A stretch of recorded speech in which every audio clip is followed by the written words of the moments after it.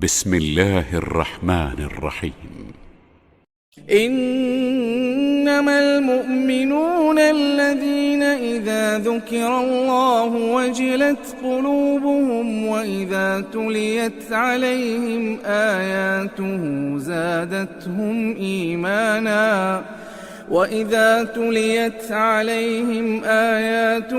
زادتهم إيمانا وعلى ربهم يتوكلون. بسم الله. السلام عليكم ورحمة الله وبركاته. إن الحمد لله نحمده ونستعينه ونستغفره ونعوذ بالله من شرور أنفسنا ومن سيئات أعمالنا من يهده الله فلا مضل له ومن يضلل فلا هادي له أشهد أن لا إله إلا الله وحده لا شريك له وأشهد أن محمدا عبده ورسوله يا أيها الذين آمنوا اتقوا الله حق تقاته ولا تموتن إلا وأنتم مسلمون يا أيها الناس اتقوا ربكم الذي خلقكم من نفس واحدة وخلق منها زوجها وبث منهما رجالا كثيرا ونساء واتقوا الله الذي تساءلون به والأرحام إن الله كان عليكم رقيبا يا أيها الذين آمنوا اتقوا الله وقولوا قولا سديدا يصلح لكم أعمالكم ويغفر لكم ذنوبكم ومن يطع الله ورسوله فقد فاز فوزا عظيما. Saudaraku yang dimuliakan Allah, alhamdulillah pada hari ini Allah masih berikan kepada kita kesempatan untuk terus menuntut ilmu, untuk meningkatkan kualitas keimanan kita, ketakwaan kita. Karena tidak ada waktu-waktu yang kita sedang jalani dan yang sudah kita lalui dan yang akan kita hadapi kecuali yang Allah inginkan buat kita adalah diisi dengan amal-amal yang saleh, yang Allah menyebutnya dengan ma'ruf atau menyebutnya dengan sedekah. Dan itu tidak bisa kita lakukan kecuali dengan ilmu, ya. Dan betapa banyaknya ilmu Allah, andai kita mau mencarinya setiap hari, itu pun tidak akan pernah selesai, ya. Nah, saudaraku yang dimuliakan Allah, kita masih sedang berbicara tentang Ahlul Quran tidak meremehkan hal-hal yang ma'ruf, ya.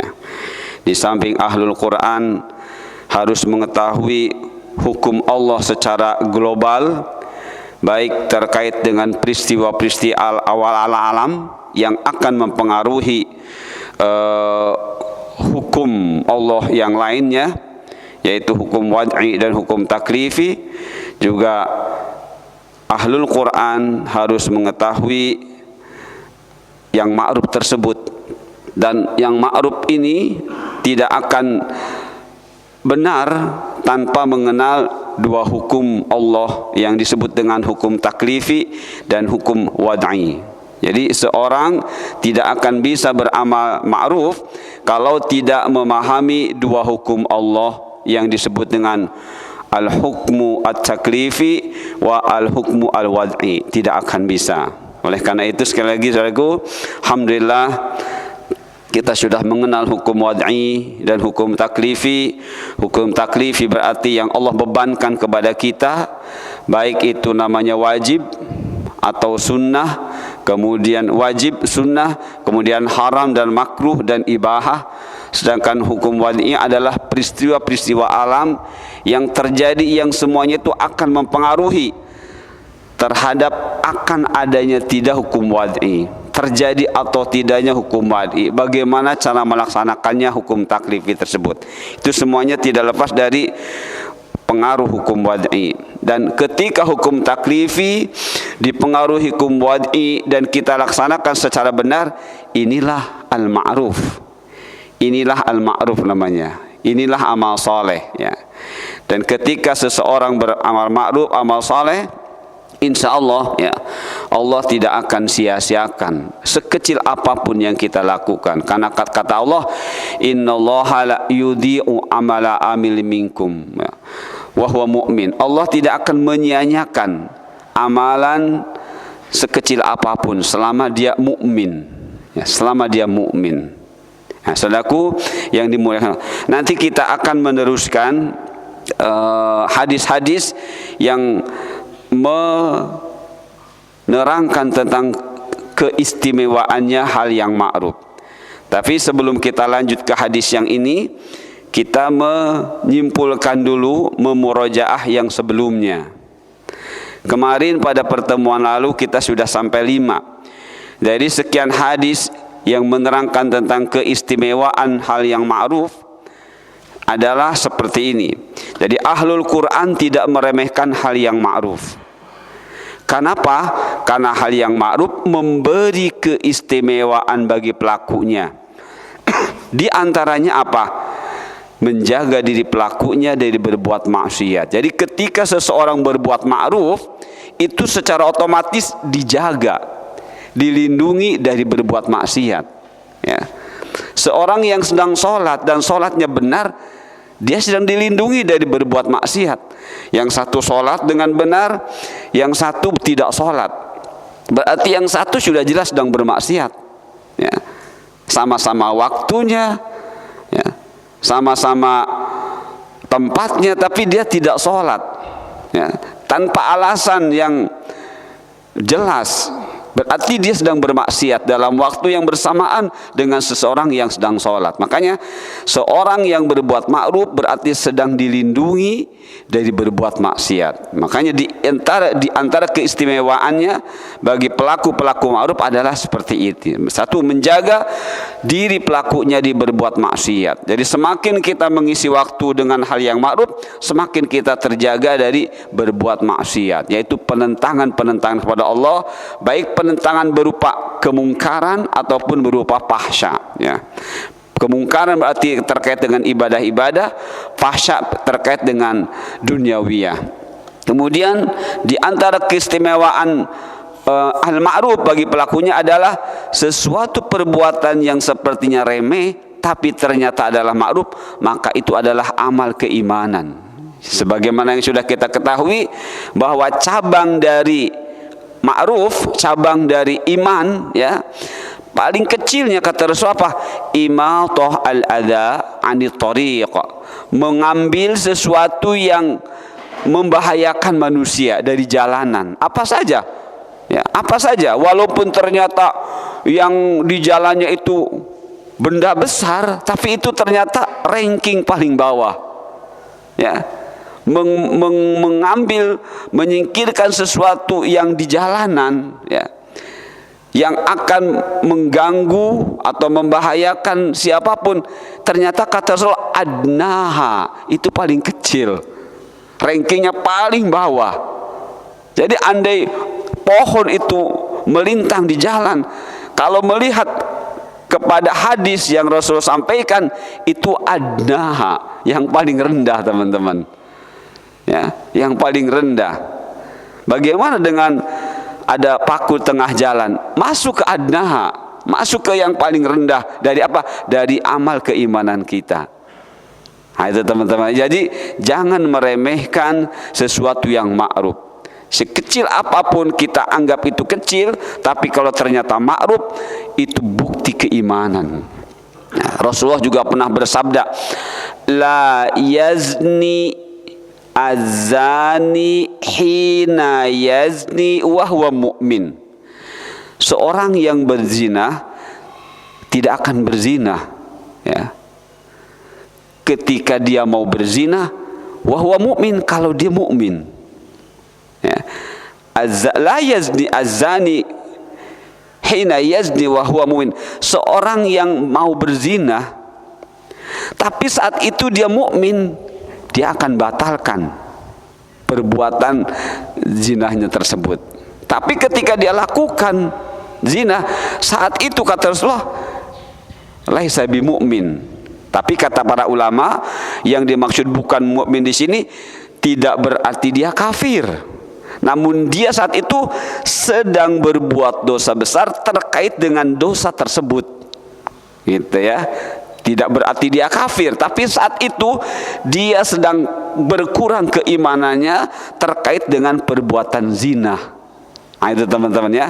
Jadi begitulah, ketika ada sesuatu yang ma'ruf terus kita biarkan, berarti saat itu kondisi kita, keimanan kita sedang apa? Sedang cacat, ya. Sedang cacat, sedang berkurang, seperti itu. Nah, jadi begitulah keistimewaannya hal yang ma'ruf. Kemudian memiliki rasa malu kepada Allah, kemudian memiliki rasa malu kepada manusia, ada juga amal keimanan, ya. Ranking berapa rasa malu kita tidak tahu, ya.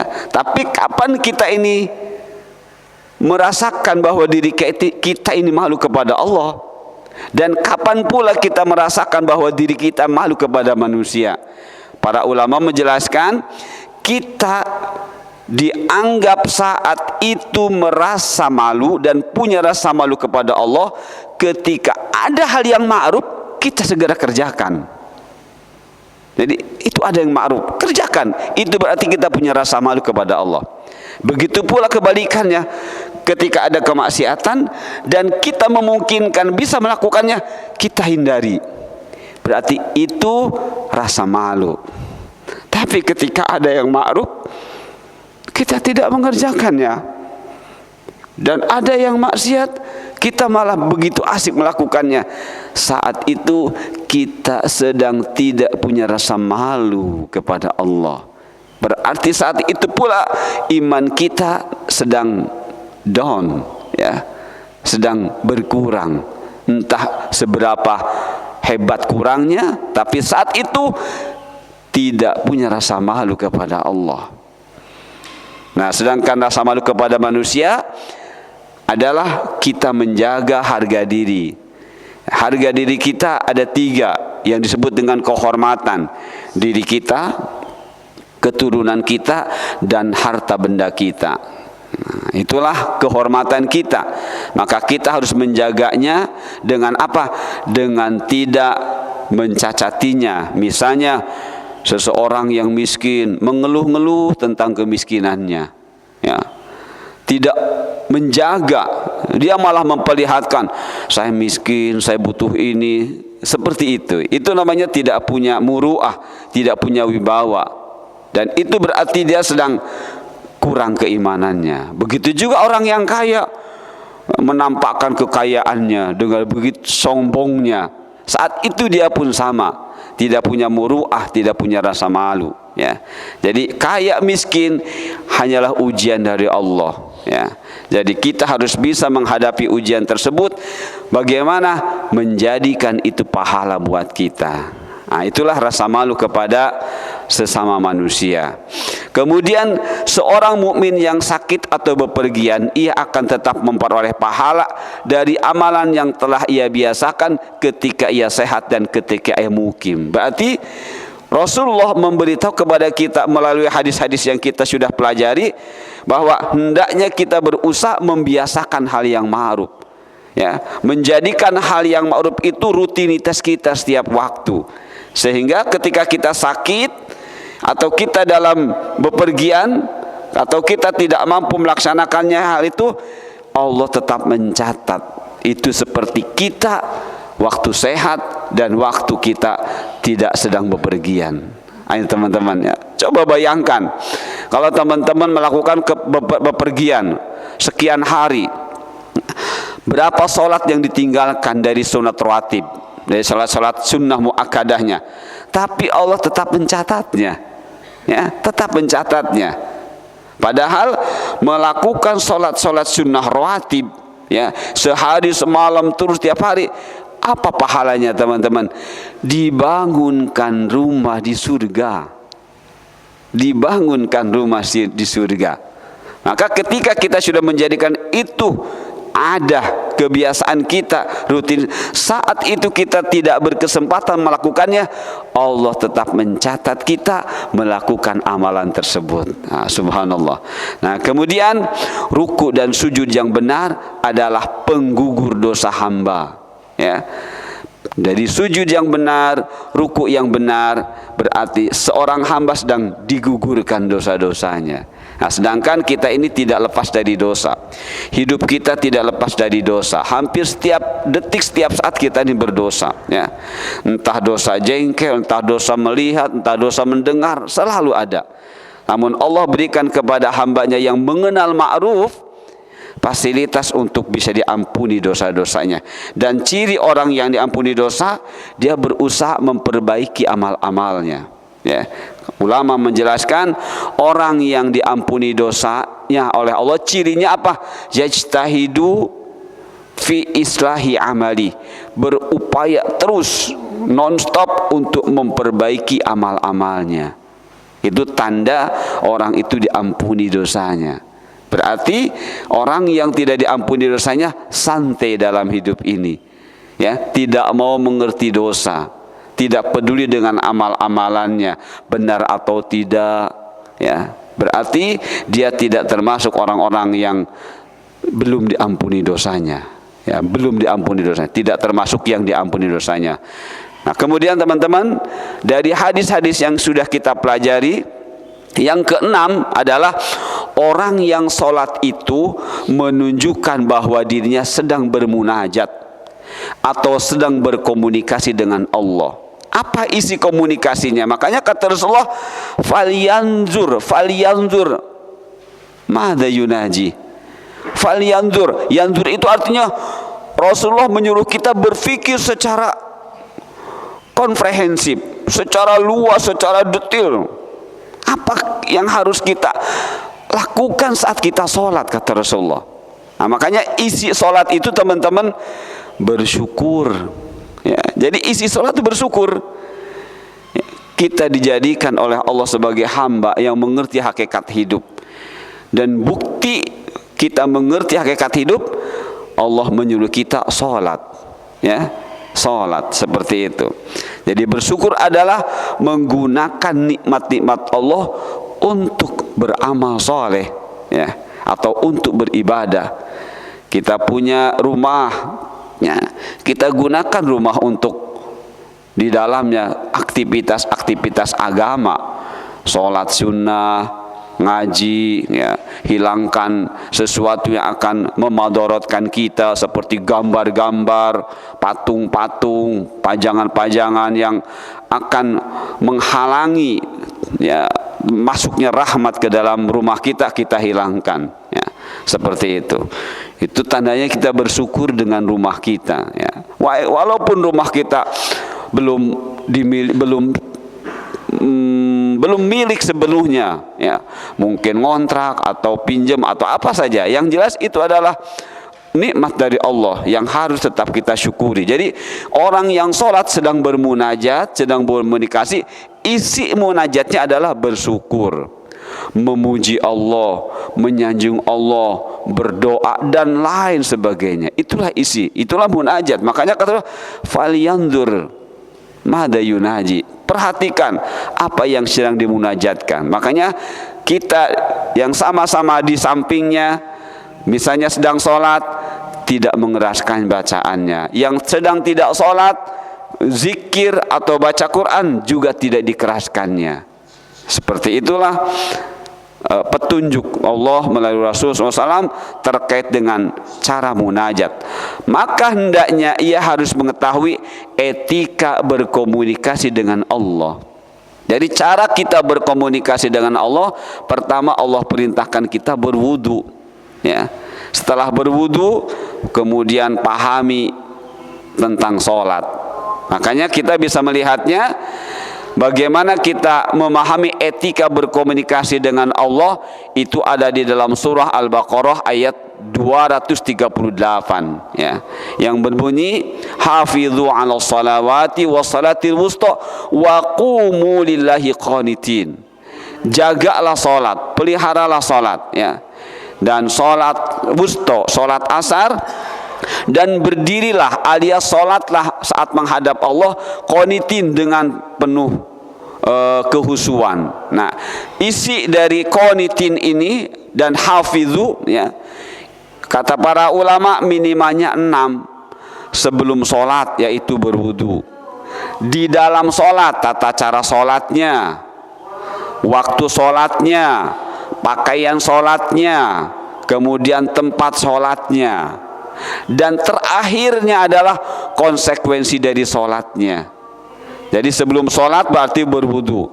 Di dalam sholatnya, tata cara sholatnya, kemudian tempat sholat, kemudian waktu sholat, pakaian sholat, dan terakhir yang keenamnya adalah konsekuensi dari sholat, yaitu apa? Mampu mencegah dosa, disebut dengan ma'ruf dan disebut dengan mungkar. Jadi ketika seorang sholat tapi tidak bisa mencegah perbuatan dosa, mungkar dan fahsya, sholatnya belum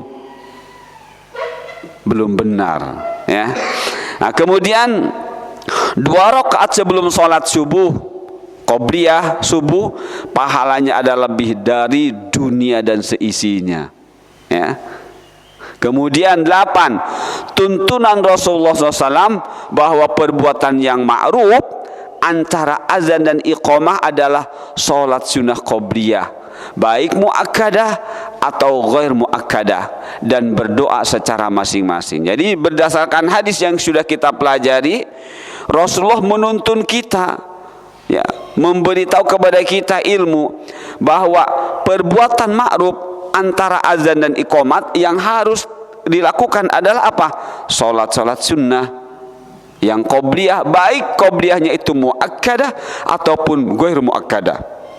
Dan selain sholat adalah berdoa secara masing-masing, ya, dan dengan suara yang khafi, ya, suara yang lirih, suara yang cukup terdengar oleh dirinya secara manusiawinya, ya. Mengapa? Karena Allah Maha mendengar. Nah, jadi tuntunan dari Rasulullah tentang hal yang ma'ruf ketika mau sholat, yaitu antara azan dan iqamat, inilah, ya, sholat sunnah qobliyahnya, baik muakkadah ataupun ghairu muakkadah. Kenapa? Karena tadi kata Rasulullah, innal musalli yunaji rabbah, orang yang sedang sholat itu sedang berkomunikasi, baik dia sholat sunnah ataupun sholat wajib. Maka hendaknya kita harus apa? Ikut menjaga kegiatan komunikasi setiap hamba yang sedang sholat. Jangan berisik, walaupun itu yang dibacakannya Quran, ya, walaupun itu yang dibacakannya katanya sholawat, tetap itu adalah tidak dibenarkan, ya, oleh agama kita. Maka jika kita ingin disebut amalnya ma'ruf, ikutilah tuntunan Rasulullah SAW. Tapi jika tidak, ya tidak disebut ma'ruf, ya. Nah, kemudian tuntunan Rasulullah SAW bahwa perbuatan yang ma'ruf seusai sholat fardu adalah zikir masing-masing imam dan makmum dengan khafi alias tidak dikeraskan suaranya. Itu yang ma'ruf, ya. Jadi amalan yang ma'ruf yang kita lakukan seusai kita sholat fardu adalah ini: berzikir masing-masing, imam, makmum, dengan khafi, dengan tidak terdengar suaranya oleh yang lainnya, cukup dirinya saja yang dengar, seperti itu. Dan ternyata di dalam hadis-hadis, kalau kita cari terus, belum terdapat kalau selesai sholat Rasulullah memimpin doa bersama dengan suara keras kepada para jamaahnya. Yang ada seperti ini, ya, masing-masing berzikir antara imam dan makmum, dan itu pun tidak dikeraskan. Nah, itu teman-teman, inilah ma'ruf. Jika tidak seperti ini, ya tidak ma'ruf. Kalau tidak ma'ruf, sayang sekali kita sudah sholat, selesai sholat berbuat yang tidak ma'ruf lagi. Nah, seharusnya jaga. Makanya tadi hafidhu ala sholawati wa sholat, itu dalam rangka menjaga sholat, ya. Dan terakhir ada konsekuensi sholat. Jadi kalau kita ingin sholatnya benar-benar kita jaga, kita pun perhatikan apa yang harus kita lakukan setelah selesai sholat. Rasulullah membimbingnya, lakukan zikir dengan khafi dan masing-masing. Itu berarti menjaga sholat. Tapi ketika kita selesai sholat, zikirnya tidak seperti yang Rasul contohkan, berarti kita sedang mencacati sholat kita lagi. Padahal baru kita katanya berbuat ma'ruf. Nah, makanya kita harus mengenali apa sih hakikat ma'ruf tersebut, ya. Nah, baik teman-teman yang dimuliakan Allah, sebagai penguat dalil nomor 9 dan nomor 8 ada di dalam ayat 55 surah Al-A'raf, ud'u rabbakum tadarru'an wa khufyah innahu la yuhibbul mu'tadin. Berdoalah kepada Rabbmu dengan rendah hati, tadarru'an wa khufyah, dan suara yang lembut. Innahu la yuhibbul mu'tadin, sungguh dia, yakni Allah, tidak menyukai orang-orang yang melampaui batas. Teman-teman boleh, jika ada di rumah kitab-kitab tafsir, boleh dibuka, ya. Ada kitab tafsir Ibnu Katsir mungkin, atau At-Tabari, atau Al-Baghawi, atau Al-Alusi, atau Ar-Razi, atau As-Sa'di, macam-macam, ya. Lebih dari 40 kitab tafsir, ya. Silahkan dibuka. Rata-rata isinya seperti yang tercatat, ya. Ud'u, berdoalah. Apa sih berdoa? Mengapa Allah menyuruh berdoa? Yang dimaksud berdoa adalah mintalah kebaikan-kebaikan kepada Allah. Itu yang dimaksud berdoa, ya. Jadi berdoa bukan minta keburukan, minta kebaikan dari Allah. Jadi Allah menyuruh berdoa, menyuruh kita minta kebaikan-kebaikan sebanyak-banyaknya kepada Allah. Itu namanya ad-doa. Nah, kalau kita disuruh minta kebaikan oleh Allah, maka caranya pun harus baik. Nah, caranya harus baik itu bagaimana? Allah menuntun kita. Ini caranya, kata Allah. Kalau engkau sudah aku suruh meminta kebaikan kepadaku, caranya seperti ini. Jika yang kebaikan yang engkau minta ingin engkau merasakannya, ikuti cara yang aku tetapkan, ikuti cara yang aku sudah tentukan, kata Allah. Apa? Tadarru' wa khufyah, ditambah penegas, innahu la yuhibbul mu'tadin. Jadi tata cara kita berdoa kepada Allah, minta kebaikan, satu, tadarru'. Apa itu tadarru'? Rendah hati. Apa maksud rendah hati? Merasa hina di hadapan Allah, merasa lemah di hadapan Allah, merasa butuh di hadapan Allah kepada Allah, merasa kekurangan kepada Allah, serta siap diatur alias taat. Itulah tadarru, ya. Jadi orang yang tadarru, sebutannya mutadarri, di dalam dirinya merasa hina kepada Allah, ya, merasa lemah, butuh, merasa kurang, dan siap diatur oleh Allah, ya, siap diatur oleh Allah. Itu tadarru.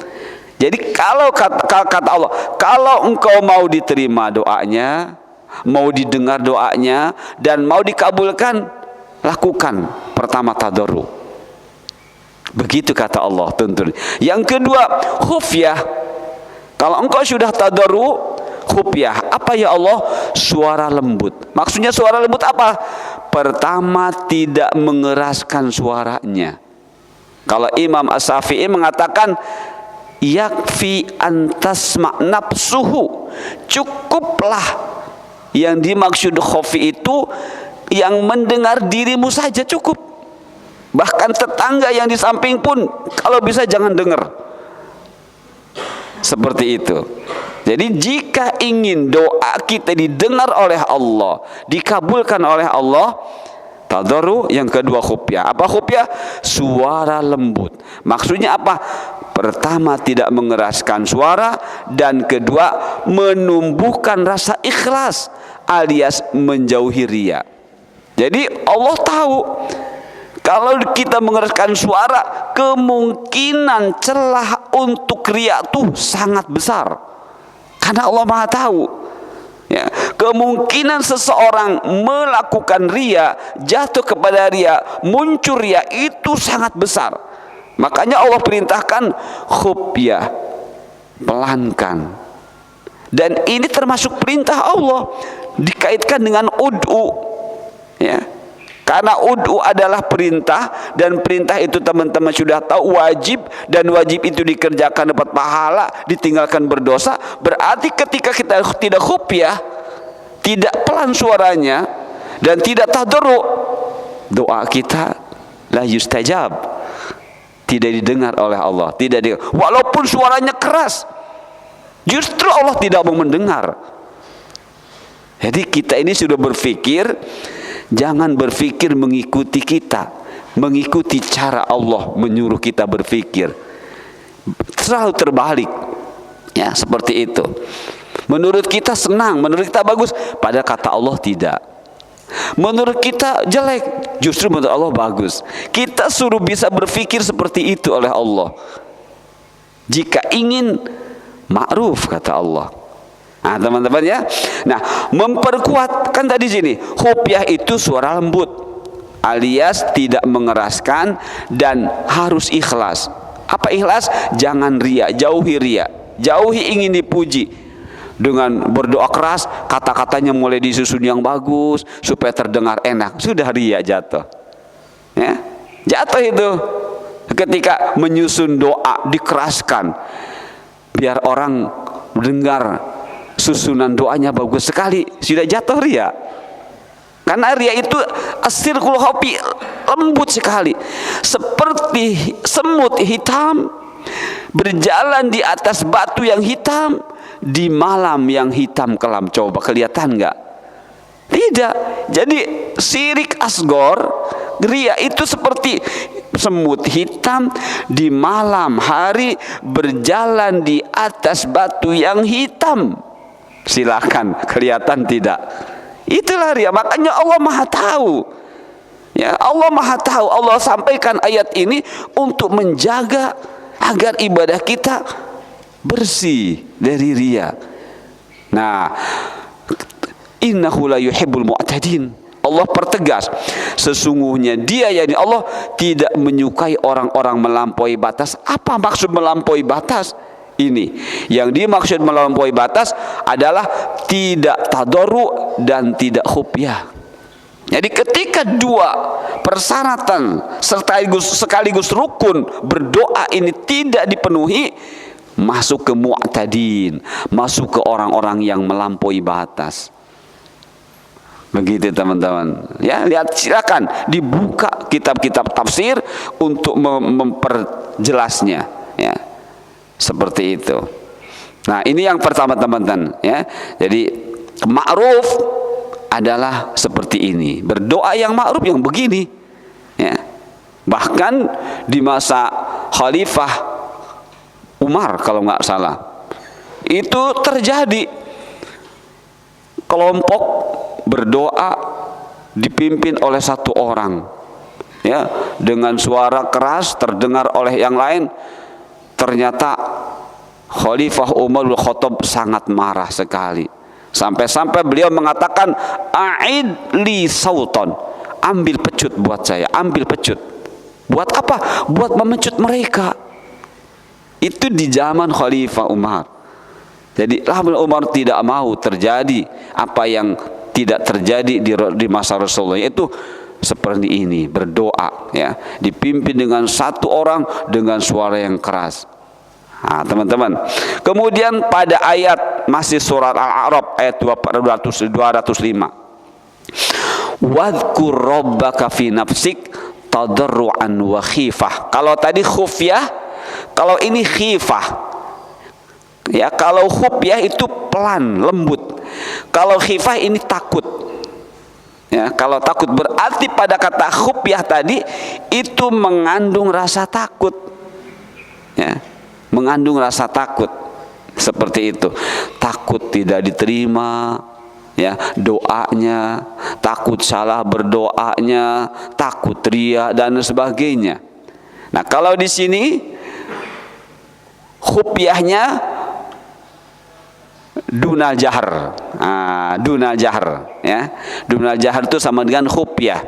Khifahnya takut, dunal jaharnya khufyah tadi, tidak keras. Kata Allah, wadhkur rabbaka fi nafsik tadarruan wa khifatan wa dunal jahri minal qaul bil ghudwi wal asal wa la takum minal ghafilin. Dan berzikirlah kepada Rabbmu. Ya, doa juga zikir sebenarnya ya. Doa juga zikir. Dan berzikirlah kepada Rabbmu dalam hatimu dengan rendah hati dan rasa takut, dan dengan tidak mengeraskan suara. Kapan ya Allah? Ya, pada waktu pagi dan petang. Dan janganlah kamu termasuk orang-orang yang lengah. Ini juga sama penjelasannya ada. Berzikirlah, apa maksudnya? Ingatlah selalu kepada Allah. Nah, walaupun Allah mengatakan di sini bil ghuduwi wal asal, pagi dan sore, bukan berarti hanya pagi dan sore saja. Ya, ulama menjelaskan ghudu itu merupakan waktu permulaan kita memasuki hidup di siang hari, dimulai di pagi hari. Maka mulailah di awal kehidupan ini dengan ingat kepada Allah. Itu maksudnya, bukan hanya zikir pagi, ya jam berapa habis subuh setengah jam selesai, enggak ada zikir, bukan begitu maksudnya. Tapi mulailah zikir kepada Allah dari kehidupanmu nanti di siang hari, di pagi harinya. Nanti kalau siang sudah habis, engkau akan memasuki malam, sorenya asal. Asal adalah petang. Jadi seakan-akan ujung dan ujung ya itu diisi dengan zikir. Otomatis pertengahannya pun demikian. Ya. Itu maksud dengan bil gudu wal asal. Jadi kata Allah, berzikirlah alias ingatlah kepada Allah di pagi dan di siang hari. Intinya seperti itu teman-teman ya. Di siang dimulai dengan di siang dan di sore hari ya. Di pagi dan petang hari. Pagi maksudnya untuk siang, petang maksudnya untuk malam. Begitu maksudnya ya. Nah, bagaimana ya Allah cara berzikirnya? Pertama fi nafsik, di dalam dirimu. Berarti kita sudah membayangkan kalau fi nafsik nggak keras, tapi nanti Allah pertegas dengan kata-kata dunal jahr. Fi nafsik dalam dirimu, di dalam hati, maksudnya dari hati mulainya. Allah sudah menghidupkan hati kita. Fi nafsik, di dalam dirimu, maksudnya berawal dari dalam hati. Kemudian tadarru. Setelah fi nafsik, tadarru. Apa? Tadi sudah rendah hati. Apa maksudnya? Merasa hina kepada Allah, merasa lemah, merasa butuh, merasa kekurangan, dan tak siap diatur oleh Allah. Nah, yang ketiga apa ya Allah? Cara zikir yang benar supaya engkau menerima zikir kami, khifah, rasa takut. Ya. Jadi ketika zikir itu harus dibarengi rasa takut. Apa maksudnya? Takut amal-amalnya sia-sia. Ya, jadi ketika kita mengeraskan suara, itu bisa jadi muncul ria. Akhirnya amal-amal kita saat itu hancur. Ya. Karena setan itu sangat cerdik. Ya, bagaimana upaya para setan agar kita ini menjadi orang-orang yang hangus amal-amalnya, yaitu diantaranya dengan ria, ya, dikeraskan suara, akhirnya muncul pengen kedengaran, pengen udah hancur amalnya, ya, seperti itu teman-teman. Jadi khifah, rasa takut, maksudnya apa? Takut amal-amalnya sia-sia. Oleh karena itu dia paham dengan Allah memerintahkan khifah, dia paham bahwa Allah menyuruh hamba untuk memperbaiki terus amal-amalnya. Jadi ciri orang yang khifah, yang takut kepada Allah, termasuk dengan tidak mengeraskan suara, itu adalah jaga terus amal-amal, tingkatkan terus amal-amal, kualitas amal, dan tambah terus kuantitasnya. Nah itu khifah teman-teman. Nah kemudian dunal jahr, kalau tadi khufyah, di ayat ini Allah menggunakan dunal jahr. Ya, dunal jahr tidak mengeraskan suara. Kapan? Saat berzikir. Ya, saat berzikir. Jadi memang dulu pernah terjadi di masa Rasulullah. Kata Ibnu Abbas, raf'us saut, ya, fi asri Rasulullah SAW. Pernah kami dulu berzikir dengan suara keras di masa Rasulullah, tapi setelah dibaca penjelasannya, termasuk oleh Imam Asy-Syafi'i, dijelaskan taisiran ta'liman li sifati zikir. Tujuannya hanya mengajarkan sifat zikir, dan itu taisiran, sebentar saja. Ya, jadi tidak ala dawam, tidak terus menerus, kata Imam Asy-Syafi'i. Nah, teman-teman ya. Jadi dunal jahr tidak dikeraskan suaranya. Nah, yang kelima, wala takun minal ghafilin, tidak ghafil alias tidak lengah. Apa maksudnya? Jangan menjadi orang yang tidak bisa mengambil manfaat dan yang jelas, dari yang jelas ada manfaatnya. Dari yang jelas ada manfaatnya. Ini bukan dan ya. Dari yang jelas.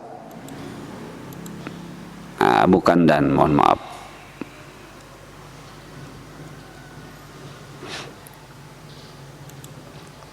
Jadi yang dimaksud ghafil, terjemahannya lengah, tapi maksudnya adalah jangan menjadi orang yang tidak bisa mengambil manfaat dari yang jelas ada manfaatnya. Ayat ini jelas ada manfaatnya. Ini tuntunan dari Allah. Tapi kalau kita tidak mau mengambil apa yang Allah inginkan, bagaimana kita? Udah masuk ghafil berarti. Ya. Kita termasuk ghafil. Kalau sudah ghafil, zikir kita nggak bermanfaat. Walaupun yang diucapkannya la ilaha illallah, walaupun ucap subhanallah, tidak bermanfaat. Kenapa? Tidak mengikuti tuntunan yang Allah inginkan. Ya. Jadi itulah ma'ruf. Jadi ma'ruf itu bukan asal. Ya. Ma'ruf itu ilmiah. Ma'ruf itu butuh ilmu. Ya. Ma'ruf itu butuh ilmu, bukan sekedar. Dan Allah menurunkan agama ini ilmu, ya, ilmu. Baik ilmu yang disebut ilmu yakin, atau hakul yakin, atau ainul yakin. Pada prinsipnya semuanya ilmu. Ada ilmu yang bisa kita langsung lihat, ada ilmu yang tidak bisa kita langsung lihat, seperti neraka, surga, itu ilmu. Tapi Allah belum mengizinkan kita untuk melihatnya. Namanya dengan hakul yakin. Ya. Kapan hakul yakinnya? Setelah kita meninggal, Allah nampakkan di depan kita. Nah, jadi hakul yakin. Ya, jadi neraka sekarang masih ilmu yakin. Ya. Nanti pas di sana jadi hakul yakin. Jadi ilmunya ada yang bisa langsung dirasakan, ada yang belum bisa dirasakan. Ada yang dirasakannya dengan iman dulu, ada yang bisa langsung dengan mata kepala kita. Seperti itu teman-teman. Jadi ada ilmu yakin, ada ainul yakin, ada hakul yakin. Semuanya hakikatnya ilmu. Jadi agama ini penuh dengan ilmu, dan justru semuanya ilmu. Nah teman-teman, jadi ghafil adalah orang yang tidak pandai mengambil manfaat dari yang jelas-jelas ada manfaatnya. Ya, diberitahu ini yang benar, nggak mau, ghafil. Itu salah, nggak mau juga, ghafil. Sudah diberitahu ini dalilnya, ini ayat, ini hadisnya, tapi enggak, ghafil. Berarti tidak mengikuti bimbingan Allah. Wal'iyadzubillah. Ya, kita berlindung kepada Allah dari seperti ini. Iblis senang, iblis tepuk tangan ketika kita menolak yang hak, dan kita berada di posisi ghafil, tepuk tangan, menjadi teman saya nanti di neraka. Ketika di neraka, kata iblis apa? Ana akhafullah, saya juga takut kepada Allah. Iblis tidak tanggung jawab setelah menjerumuskan kita. Saya juga takut kepada Allah, kata iblis, ya, dan anak buahnya setan-setan. Saya juga takut kepada Allah. Saya tidak mengajak kamu, saya cuma merayu, tapi kamu terayu. Saya hanya membujuk, kamu terbujuk. Salah sendiri. Nah, ini teman-teman, inilah ya. Jangan sampai kita terus dibodohi oleh syaitan, ya. Sampai kita akhirnya masuk neraka, di neraka kita baru menyesal. Penyesalan tidak bermanfaat kalau sudah di akhirat, kalau sudah di kematian. Penyesalan bermanfaat sekarang. Maka cara menumbuhkan penyesalan, jauhi subhat dan syahwat. Ya, jauhi subhat dan syahwat. Subhat diantaranya adalah asobiyah, kultus individu. Ya, itu masuk ke dalam kategori subhat. Jadi hama agama kita ada dua, subhat dan syahwat. Ya. Kalau syubhat kaitannya dengan pemahaman-pemahaman agama, termasuk individu-individu, tokoh-tokoh agama, itu masuk ke dalam syubhat. Ya, syahwat adalah duniawiyahnya. Nah, itu dua ya.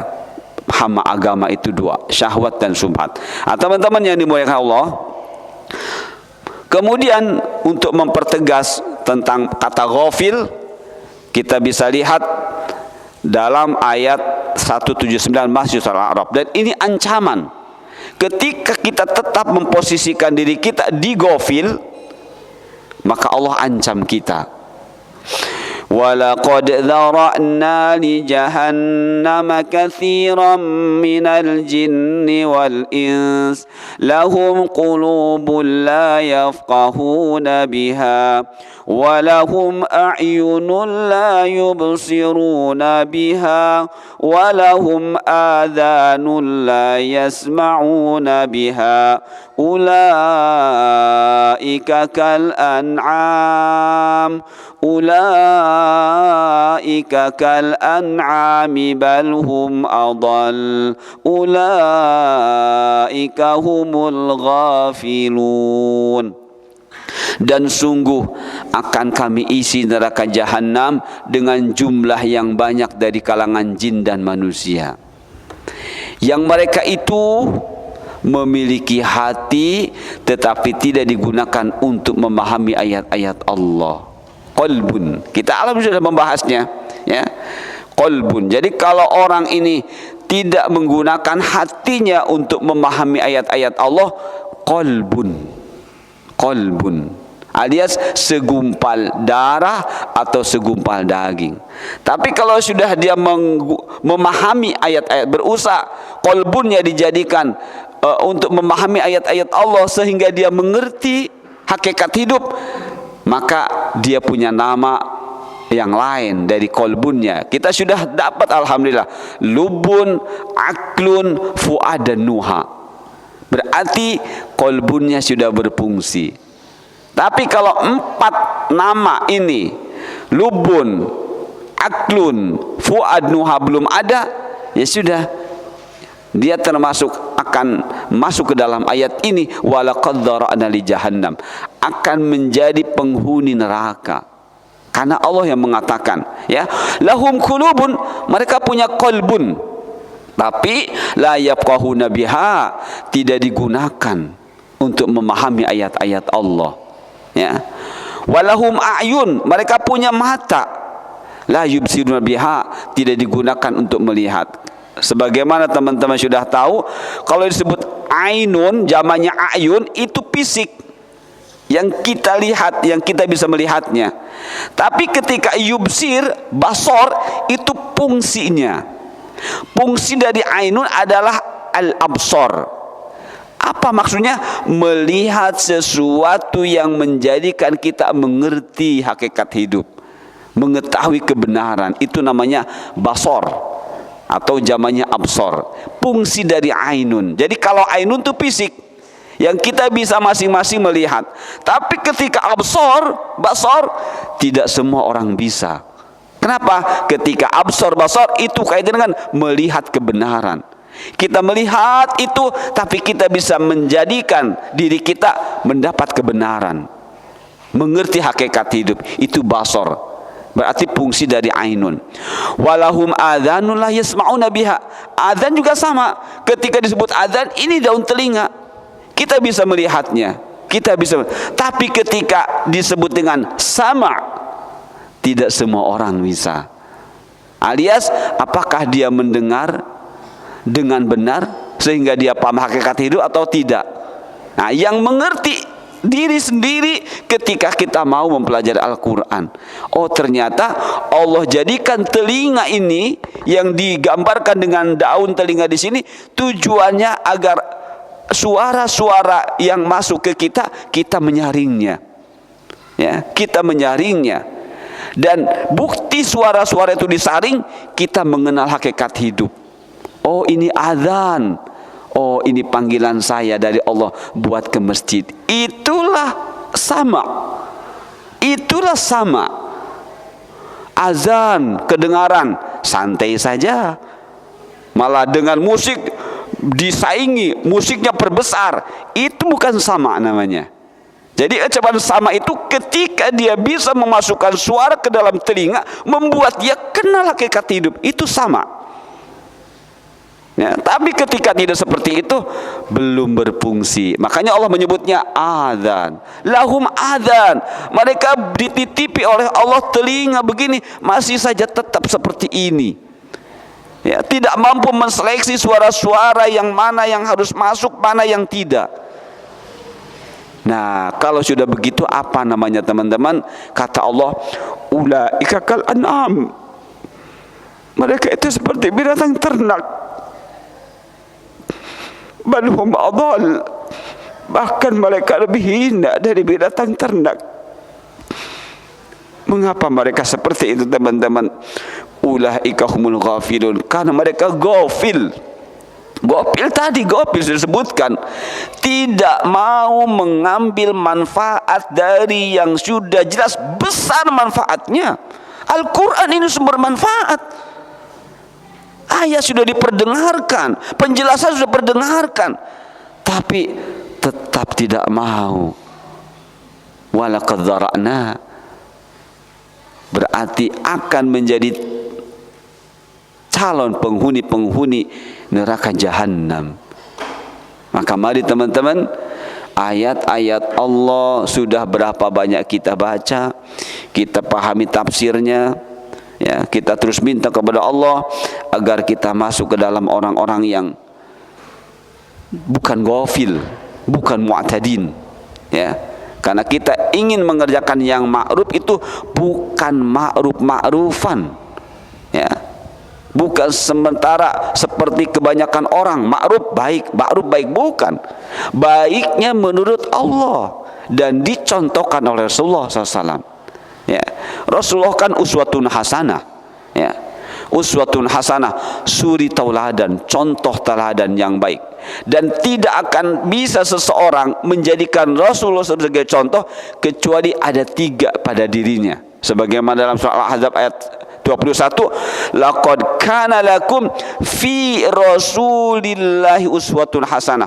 Sungguh telah ada pada diri Rasulullah itu uswah hasanah, contoh atau suri tauladan yang baik, yang itu bisa diambil oleh orang-orang tertentu. Siapa mereka?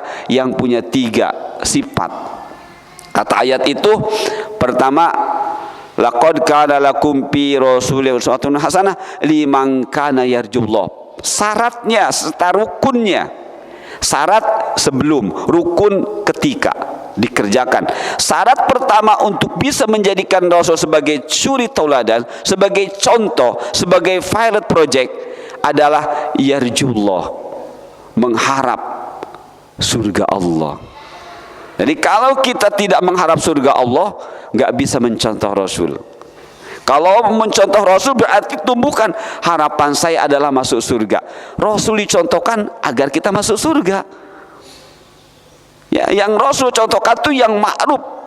Maka kalau kita yarjullah, mengharap masuk surga, contohlah Rasul. Bagaimana Rasul begini, bagaimana itu yarjullah. Kemudian wal yaumal akhir. Maksudnya al akhir, ingin selamat dari neraka. Kalau ingin selamat dari neraka, contoh Rasul. Rasul tidak pernah melakukan amal-amal yang akan memasukkan kita ke neraka, tidak akan. Jadi yaumal akhir ini maksudnya apa? Masuk neraka. Jadi harus takut di neraka. Bukti takut neraka, contoh Rasul. Rasul contohkan, ikuti. Rasul tidak, jauhi. Itu namanya yarju yaumal akhir. Wa dzakara katsira, banyak ingat kepada Allah. Zikir tadi, zikir. Wadhkur rabbaka fi nafsik tadarruan wa khifatan wa dunal jahr minal qaul. Ya. Kemudian wala takun minal ghafilin. Inilah cara berzikir yang dicontohkan Rasulullah. Jadi kalau tiga ini tidak ada, kata para ulama tafsir, kita tidak akan mampu, tidak akan bisa mencontoh Rasul, tidak bisa mencontoh Rasul. Sekali lagi, bagaimana seseorang akan bisa mencontoh Rasul? Satu, tumbuhkan keinginan yang benar, yang serius masuk surga. Dan Rasul tidak pernah beramal kecuali untuk memasukkan kita ke dalam surga. Yaumal akhir, takutlah neraka. Rasul tidak pernah mencontohkan kita beramal untuk masuk neraka. Ya, tidak pernah. Maka jauhi amal-amal yang tidak dicontohkan Rasul. Ketiga, wa dzakara katsira, banyak berzikir kepada Allah. Baik teman-teman yang dimuliakan Allah. Jadi ayat ini jangan lupa, ayat 179 menerangkan tentang akibat ghafil, ya. Mengapa gopil dan apa akibatnya gopil nanti. Mengapa gopil? Karena tidak mau menjadikan, tidak memfungsikan telinga, tidak memfungsikan mata, tidak memfungsikan hati. Akhirnya gopil. Kalau sudah gopil apa? Walaqad dzara'na li jahannam, akan menjadi penghuni neraka. Begitu teman-teman ya. Baik. Berarti sekarang hadis berikutnya, ya. An Thauban maula Rasulillah sallallahu alaihi wasallam qala kana Rasulullah sallallahu alaihi wasallam idza arada ay yansarifa min salatihi istaghfarallaha thalatha marratin summa qala Allahumma antas salam wa minkas salam tabarakta ya dzal jalal wal ikram. Dari Thauban maula Rasulullah. Maula itu bekas budak, ya. Bisa jadi akhirnya jadi pembantu Rasul, pelayan Rasul, seperti itu.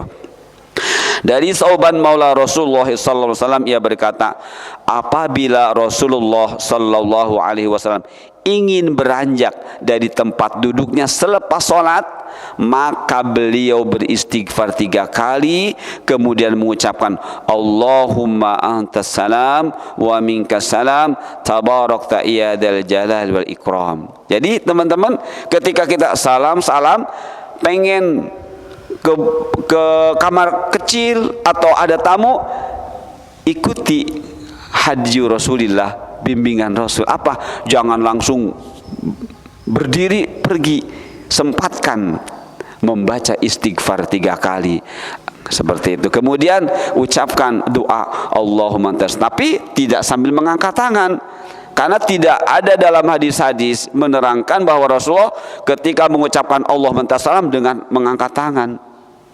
Ya nggak apa-apa kek, bukan masalah nggak apa-apa, kita ingin ma'ruf. Kan ma'ruf itu ada contohnya. Kalau Rasul tidak mencontohkan, nanti tidak masuk ma'ruf. Kita ingin yang ma'ruf, ya. Kita ingin yang ma'ruf. Kalau ingin yang ma'ruf, ya Rasul mencontohkan enggak? Contohkan, ikuti. Rasul tidak. Walaupun itu isinya menurut kita doa, ya. Karena doa itu ada 2. Ada, kata para ulama, doaul mas'alah dan doaul ibadah. Nah, doaul masalah sama dengan doaul hajah. Doaul hajah, masalah, doa yang bisa kita ungkapkan dengan bahasa kita sendiri, baik di dalam sholat ataupun di luar sholat. Mengapa? Karena sesuai dengan hajat kita. Tapi kalau doa ibadah yang bisa jadi isinya adalah hajat, itu yang Rasul contohkan. Ada kalanya angkat tangan, ada kalanya tidak. Kalau Rasul contoh mengangkat tangan, walaupun itu isinya seakan-akan tidak sesuai dengan kebutuhan kita, ya kita angkat. Ya, jadi doa ada 2, ada doaul masalah atau doaul hajah, yaitu doa yang sesuai dengan kebutuhan kita, maka kita boleh dengan bahasa kita, dan kita saat itu boleh mengangkat tangan, bahkan disyariatkan mengangkat tangan. Ya, tapi ketika doa ibadah sudah seadanya Rasul, walaupun isinya hajat. Lihat ini, Allahumma antas salam wa minkas salam. Kalau kita lihat isinya isi hajat, kita butuh keselamatan. Ya, kita sangat butuh keselamatan. Kita mengatakan engkau sumber keselamatan. Maksudnya apa? Ya Allah, berilah keselamatan. Kita hajat, kita butuh keselamatan. Tapi Rasul tidak mencontohkannya dengan mengangkat tangan. Ya sudah. Nah, itu teman-teman. Inilah ma'ruf. Kalau kita tidak seperti itu, ya tidak ma'ruf. Walaupun kita baik sepertinya, tapi kita sedang bertentangan justru. Itulah ma'ruf. Jadi ma'ruf adalah albir alladhi yu'rafu daliluhu bisyar'i. Ya, jadi yang namanya ma'ruf adalah kebaikan yang jelas bisa diketahui dalilnya dalam syariat, sawaun jarat bihi al-adah amla. Walaupun bersesuaian dengan adat atau tidak, walaupun bersesuaian dengan tradisi atau tidak. Jadi kalau sudah ma'ruf, tidak berkaitan dengan tradisi, ya, kaitannya dengan apa yang Allah inginkan dan Rasulullah mempraktekannya. Nah teman-teman, mungkin ada pertanyaan, istighfarnya seperti apa? Ya, di sini kan Rasul mengucapkan astagfirullah 3 kali. Seperti apa istighfarnya? Nah, jawabannya ada dalam hadis teman-teman. Ini jawabannya. Ya, kan ada orang yang gak apa-apalah astagfirullahaladzim. Emang salahnya apa? Kan pengen yang ma'ruf kita. Kalau pengen yang ma'ruf, cari dulu. Ada kok semuanya. Agama ini sudah sempurna, sudah komplit. Tinggal kita mau mencari atau tidak. Ya, ini jawabannya. Dari Sauban dia berkata, jika Rasulullah SAW salat, beliau beristighfar berapa lama? Berapa kali? 3 kali. Dan lantas berdoa, Allahumma antas salam wa minkas salam tabarakta ya dzal jalali wal ikram. Artinya, ya Allah, engkau adalah sumber keselamatan, dari engkaulah segala keselamatan, maha besar engkau wahai zat pemilik kebesaran dan kemuliaan. Walid kemudian bertanya, di sini katakan qalal Walid bertanya, fakultu li Auza'i, bertanya kepada Auza'i, kaifal istighfar. Kalau kaifa itu artinya bagaimana, ya, bagaimana. Kalau bagaimana berarti cara, ya, cara beristighfar berarti menggunakan kalimatnya seperti apa, ya. Jadi kalau kaifa itu tata cara, berarti bisa jadi bentuk kalimatnya seperti apa nih, ya. Kaifal istighfar, bagaimana cara beristighfarnya? Qala taqul, engkau ucapkan astagfirullah. Jadi bukan astagfirullahalazim tambah lagi liwali wadaya. Ternyata tidak seperti itu. Walaupun itu bagus isinya, bagus. Astagfirullahalazim liwali wadaya wali jamil muslimin itu bagus, mendoakan. Tapi Rasul tidak mencontohkan. Jadi agama itu seperti inilah. Ya, agama itu bagusnya jangan bagus menurut kita, jangan bagus menurut orang banyak. Tadi sawaun jarat bihil adah amla, baik itu sesuai dengan adat atau tidak. Yang ma'ruf tuh tidak boleh seperti itu. Ma'ruf harus apa yang Allah tetapkan, Rasul contohkan, itulah ma'ruf. Jadi beristighfarnya bagaimana? Astagfirullah, Allahumma antas salam wa minkas salam. Dalam satu hadis ada yang pakai ya, ada yang tidak, ya. Ada yang tabarak dzal jalal ikram, ada yang ya dzal jalal ikram. Kalau melihat kata za, ya, kalau melihat za, teman-teman bisa paham kaidah, ya. Itu berarti sudah ada ya tapi ya-nya dibuang.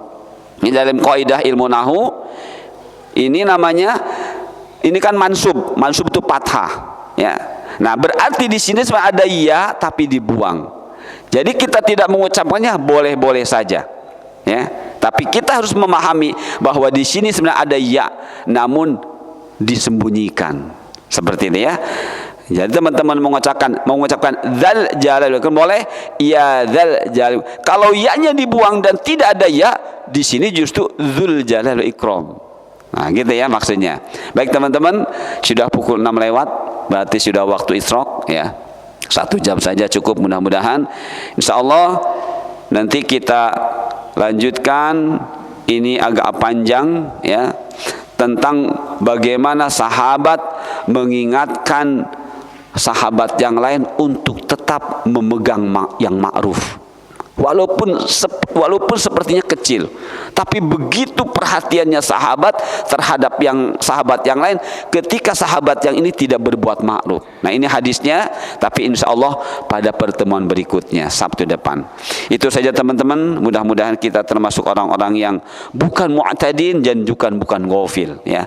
Bukan mu'tadin, bukan orang yang melampaui batas dalam berdoa dan berzikir, juga bukan termasuk orang-orang yang ghafil yang tidak bisa mengambil manfaat dari yang jelas-jelas ada manfaatnya. Subhanakallahumma bihamdika asyhadu an la ilaha illa anta astaghfiruka wa atubu ilaik. Wassalamualaikum warahmatullahi wabarakatuh.